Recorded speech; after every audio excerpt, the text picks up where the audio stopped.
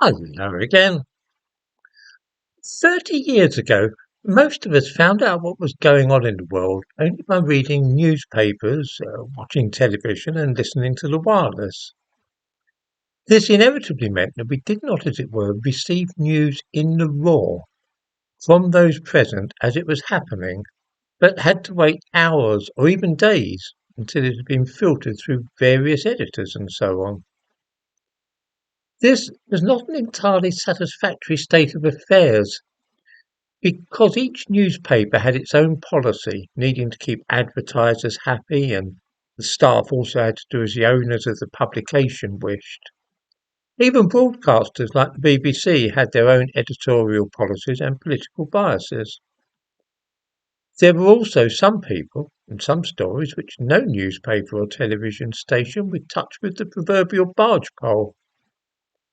This was all very frustrating for those of us who wanted to know what was really going on in the world, and what's more, wanted to know what was going on as it went on. Then, 25 years ago, all this began to change. A South Korean man called Oh Yeon-ho declared that every citizen is a reporter. He started the world's first online newspaper in which all the contributors were ordinary citizens rather than professional journalists. This was the origin of citizen journalism.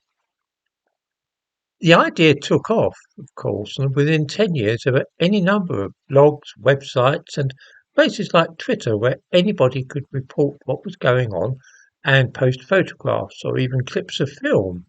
YouTube began in 2005 and is part of the same trend. These days, if anybody hears about an incident anywhere in the world, they no longer have to wait until the following day to read about it in their newspaper, or even wait until the evening news. Twitter, now known as X, will have up-to-the-minute information about what's going on, and probably films taken with mobile telephones as well. Of course, not everybody uploading stuff like that is acting in good faith, and most people have their own views which colour what they report. It is the sheer number of such citizen journalists which makes it possible to get a rounded view of the news.